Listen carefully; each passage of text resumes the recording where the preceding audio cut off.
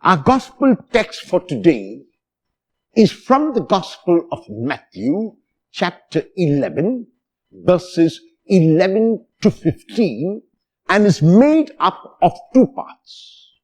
In the first part, Jesus speaks with the crowds when he tells them that John the Baptist was the greatest of anyone who could come. John the Baptist was a righteous man. John the Baptist was an austere man. John the Baptist was a man who was concerned about others. John the Baptist was fearless. John the Baptist was forthright. John the Baptist had a number of qualities, and John the Baptist was always listening to the promptings of God's Spirit. And yet Jesus says that no matter how great John is, the least in the kingdom of heaven is greater than John.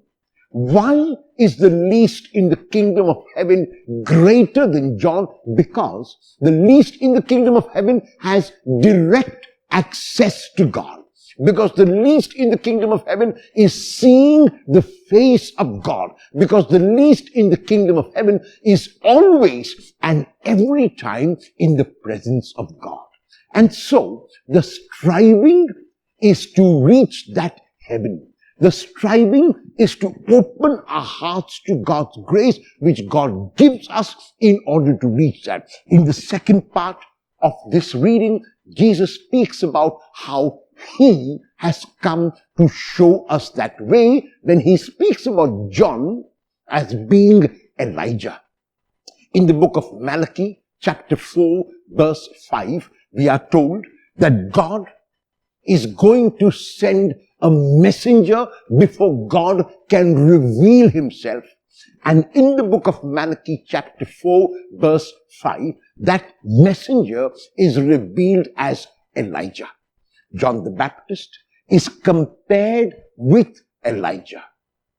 God sent Elijah in the Old Testament. He sends John now in the New Testament. And because God came after Elijah, Jesus comes after John.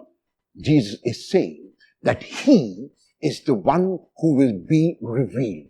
He is the one who takes now the place of God. He now, as God's Son, has the authority to reveal God as never before. And the one way in which Jesus reveals God to us is of a God who never keeps a record of our wrongs, of a God who always forgives, of a God who always loves.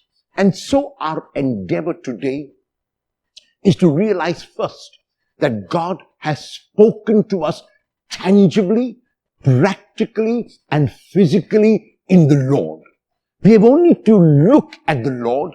We have only to listen to the Lord. We have only to be inspired by the Lord and receive the grace that he gives freely and unconditionally to be counted among those who see the face of God in heaven, to be the least in the kingdom of heaven, and to be, in that sense, greater than John.